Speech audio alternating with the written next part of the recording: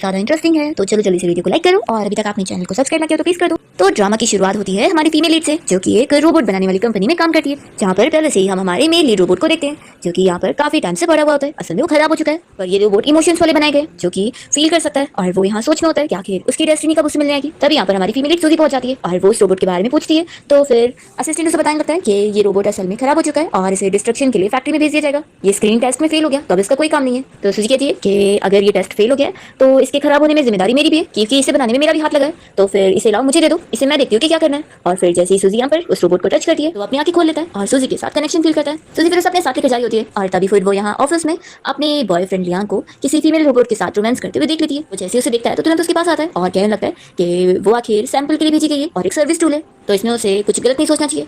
सूजी कहती है कि उसका ब्रेन सैंपल मैंने लिखी हूँ, तो मुझसे ज्यादा अच्छे से कौन जान सकता है कि वो बिल्कुल ह्यूमन की तरह है। तो वो अब सिंपल सर्विस टूल नहीं रही है जिसका नाम लेकर तुम मुझे चीट कर सकते हो। तो यहाँ पर लियांग फिर उस रोबोट को ऑर्डर देता है कि वो पावर ऑफ करे अपना। तो वो रोबोट तुरंत ही उसे ओके बोलकर अपने आप को शट डाउन कर लेती है। यहाँ पर फिर वो कहता है कि देखो, एक रोबोट तो रोबोट ही होगी ना, वो मुझे कभी परेशान भी नहीं करेगी और इससे हमारे रिलेशनशिप को भी कोई इफेक्ट नहीं होगा। उसे कहता है कि एक काम करते हैं, कल ही मैं उसे डिस्ट्रक्शन फैक्ट्री में भेज देता हूँ और तुम्हारी नजरों से वो हमेशा हमेशा के लिए गायब हो जाएगी। सूजी फिर लियांग से कहने लगती है कि जब तुमने 8 साल पहले मुझे इस कंपनी में चीफ इंजीनियर बनने के लिए इन्वाइट करे थे तो तुमने मुझसे प्रॉमिस करे थे कि हम सिर्फ कंपेनियन रोबोट बनाएंगे, उससे ज्यादा नहीं, और तुम अब उन्हें सर्विस टूल बना रहे हो। तो लियांग उसे कहने लगता है कि अब जमाना बदल गया है और तुम्हें क्या लगता है कि लोग हमें क्या इसके लिए इतने सारे पैसे देंगे सिर्फ इमोशनल सपोर्ट के लिए? बिल्कुल भी नहीं, लोगों को उससे ज्यादा चाहिए और तुम बहुत ज्यादा ही जिद्दी हो चुकी हो।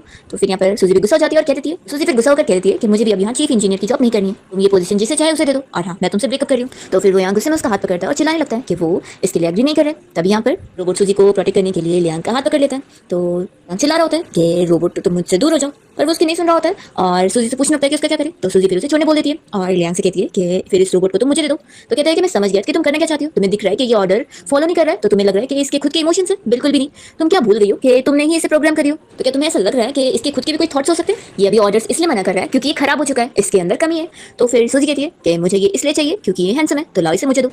यांग मान जाता है कि ठीक है इसे ले लो, लेकिन तुम करना क्या चाहती हो? ओ अच्छा, तो तुम मुझसे रिवेंज लेना चाहती हो क्योंकि मैंने उस रोबोट के साथ नाइट स्पेंड कर लिया, तो तुम बस मुझसे बदला लेने के लिए किसी और मैन ढूंढना चाहती हो। वो कहता है कि तुम मुझे सच बताओ कि क्या तुमने कभी मुझे सच में पसंद करी हो? तुम तो बस मेरे अंदर चैन को देखती हो। तो सूजी फिर अपने एक्स बॉयफ्रेंड चैन को याद करने लग जाती है और उसे कहती है कि मैंने तुम्हें डेट करने के लिए इसलिए हाँ बोली थी क्योंकि तुमने कहा था कि तुम मुझे समझते हो और तुम मेरे डिसीजन को सपोर्ट करोगे, लेकिन अब हम इसलिए ब्रेकअप कर रहे हैं क्योंकि तुमने अपना प्रॉमिस तोड़ दिया। और फिर सूजी यहाँ पर रोबोट को कोर्ट से कवर करती है और जाते हुए यांग से कह देती है कि तुम चैन की तरफ बिल्कुल भी नहीं हो और ना कोई हो सकता है। ऐसा बोलकर फिर वो तो रोबोट का हाथ पकड़ के उसे लेके जा रही होती है और जब सूजी उस रोबोट को लेके जा रही होती है तो वो बस यही सोच रहा होता है कि पहले उसे लग रहा था कि उसका कोई मकसद ही नहीं है और वो तो खराब हो चुका है और फेंके जाने वाला है, पर इस मोमेंट उसने उसका हाथ पकड़ के उसे लेकर गई, तब से ही उसे अपनी मीनिंग पता लग गई है कि वो उसके लिए एग्जिस्ट करता है। जैसे दोनों यहाँ से बाहर निकल रहे होते हैं तो सूजी फिर रोबोट से कहने लग जाती है कि मैं तुम्हें अपना इंट्रो दे दूं, अब मैं तुम्हारी न्यू मास्टर हूँ। तो वो तुरंत ही इसे